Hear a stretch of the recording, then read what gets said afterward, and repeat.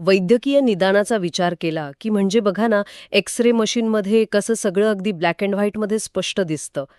पण आज आपण ज्या विषयावर या सखोल विश्लेषणात चर्चा करणार आहोत ना, तो म्हणजे डिजिटल अरेस्ट. तिथे मात्र हे मशीनच जणू बिघडल्यासारखं वाटतं. हो ना? म्हणजे आपण आज जे विविध सायबर सुरक्षा अहवाल बघतोय, त्यातून एक गोष्ट खूप स्पष्ट होते. हे गुन्हेगार फक्त तंत्रज्ञान नाही, तर थेट मानवी मानसशास्त्रच हॅक करतात. हो, अगदी. म्हणजे मी स्वतः असा विचार करत होते की या लोकांची आयुष्यभराची कमाई हे लुटतात तरी कशी? म्हणजे सुरुवातीला नक्की काय होतं? एक फोन येतो, बरोबर? हो, सुरुवात एका साध्या पण अनपेक्षित फोन कॉलने होते. समोरची व्यक्ती स्वतःला थेट सीबीआय किंवा ट्राय किंवा मग ईडीचे अधिकारी असल्याचं भासवते. बापरे, म्हणजे थेट अशा मोठ्या संस्थांची नावं घेतात. हो तर, आणि ते थेट धमकी देतात की तुमचा आधार कार्ड किंवा तुमचा नंबर कुठल्या तरी मनी लॉन्ड्रिंगसारख्या गंभीर गुन्ह्यात वापरला गेलाय. म्हणजे समोरचा माणूस तिथेच अर्धा घाबरून जातो. आणि मग मी एका अहवालात वाचल्याप्रमाणे ते थेट स्काईप किंवा व्हॉट्सअपवर व्हिडिओ कॉल करतात ना? हो, आणि तिथेच तो खरा खेळ सुरू होतो. तुम्ही तो व्हिडिओ कॉल उचलता आणि समोरच्या व्यक्तीच्या अंगावर पोलिसांचा हुबेहूब युनिफॉर्म असतो. अरे बापरे. आणि मागे एखादं पोलीस स्टेशन पण दिसतं म्हणे. खरंय का हे? अगदी तसंच. त्यांच्या हातात खोट्या FIRची कॉपी असते, मागे पोलीस स्टेशनचा लोगो असतो. हे तर म्हणजे मला एखाद्या जादूच्या खेळासारखंच वाटतं.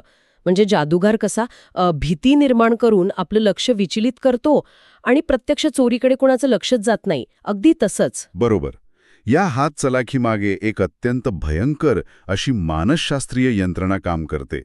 सायबर सुरक्षा तज्ज्ञ याला अथॉरिटी बायस आणि कॉग्निटिव्ह ओव्हरलोड असं म्हणतात. अथॉरिटी बायस म्हणजे पोलिसांची ती खाकी वर्दी बघून आपण जे आपोआप घाबरतो ते का? हो, तेच. खाकी वर्दी, त्यांची ती कायदेशीर बोजड भाषा आणि सर्वात महत्त्वाचं म्हणजे आत्ताच्या आत्ता कारवाई होईल अशी जी तातडीची परिस्थिती ते निर्माण करतात ना, त्यामुळे मेंदूत धोक्याची घंटा वाजते. म्हणजे विचार करायला अजिबात वेळच द्यायचा नाही. अजिबात नाही. याला विज्ञानात अमिगडावा हायजॅक म्हणतात. अशा भयानक स्थितीत माणसाची जी तर्कशुद्ध विचार करण्याची क्षमता असते ती अक्षरशः गोठून जाते. बाप रे. आणि याच मानसिक कोंडीत ते गुन्हेगार त्या व्यक्तीला पूर्णपणे एकटं पाडतात. होय ना, कुणाशीही बोलू नका अशी सक्त ताकीद देतात. हो, अगदी तसंच. कुटुंबापासून पूर्णपणे आयसोलेट करायचं, जेणेकरून त्या व्यक्तीला सत्याची पडताळणी करताच येऊ नये. आणि मग याच एकटेपणाचा फायदा घेऊन ते स्वतःला निर्दोष सिद्ध करण्यासाठी पैसे ट्रान्सफर करायला लावतात का? हो, ते त्याला व्हेरिफिकेशन असं गोंडस नाव देतात आणि तपासणीच्या नावाखाली सर्व पैसे स्वतःच्या खात्यात ट्रान्सफर करून घेतात. हे खरंच भयानक आहे. आणि याचा फटका किती मोठा असू शकतो हे आकडेवारीवरून लगेच समजतं. आपल्याकडील नोंदीनुसार केवळ मुंबईत एका वर्षात तब्बल 85 कोटी रुपयांची फसवणूक झालीय. हो, आणि हे आकडे खूप धक्कादायक आहेत. एका व्यावसायिकाने 58 कोटी गमावले, तर पुण्याच्या एका निवृत्त अधिकाऱ्याला 1 कोटीचा फटका बसला. 1 कोटी? माय गॉड. पण इथे मला एक प्रश्न पडतो. बरेचदा आपण बघतो की ज्येष्ठ नागरिक याला सर्वाधिक बळी पडतात, असं का? कारण त्यांच्यात कायद्याबद्दल एक नैसर्गिक आदर असतो आणि थोडी भीतीही असते. शिवाय त्यांच्यात सायबर साक्षरतेचा थोडा अभाव असतो. पण फक्त तेच नाही, उच्च शिक्षित लोकही या जाळ्यात अडकतात. अच्छा, म्हणजे भावनिक दबाव आणि भीती कुणालाही तर्कहीन बनवू शकते, असं तुम्हाला म्हणायचंय? पण मग खोटे पोलीस आणि खरे पोलीस ओळखायचे कसे?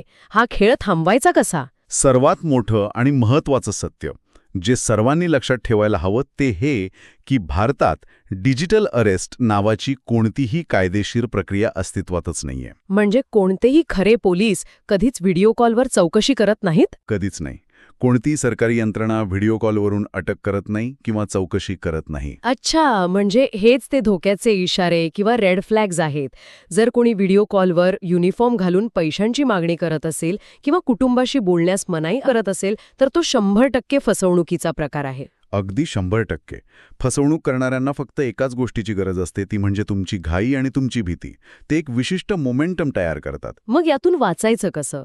तो मोमेंटम कसा तोडायचा? यासाठी सर्वात सोपा आणि प्रभावी उपाय म्हणजे सर्किट ब्रेकर वापरणे. सर्किट ब्रेकर म्हणजे नक्की काय करायचं? तो कॉल तिथेच कट करायचा का? हो, अगदी तेच. मी नेहमी सांगतो तसं, तो कॉल तिथेच कट करायचा. तुम्ही कॉल कट केला की त्यांची ती जादू, तो दबाव तिथेच संपतो. म्हणजे घाबरून न जाता तो भीतीचा क्षण तोडणं जास्त आवश्यक आहे. बरोबर. कोणत्याही परिस्थितीत आपला OTP किंवा बँक डिटेल्स शेअर करायचे नाहीत. आणि चौकशीच्या नावाखाली पैसे तर अजिबात पाठवायचे नाहीत. कॉल कट करा आणि लगेच कुटुंबाशी किंवा जवळच्या व्यक्तींशी चर्चा करा. खूपच महत्वाची माहिती आहे ही. थोडक्यात सांगायचं तर आपण सुरुवातीला जी जादूच्या खेळाची उपमा दिली ती इथे अगदी अचूक लागू पडते. तो खेळ मोडायचा असेल तर फक्त एक क्षण थांबून विचार करण्याची गरज आहे. नक्कीच. ती एक पॉज घेण्याची सवय खूप महत्वाचा बचाव आहे. अगदी खरे. आणि जाता जाता एक विचार करण्यासारखी अस्वस्थ करणारी गोष्ट.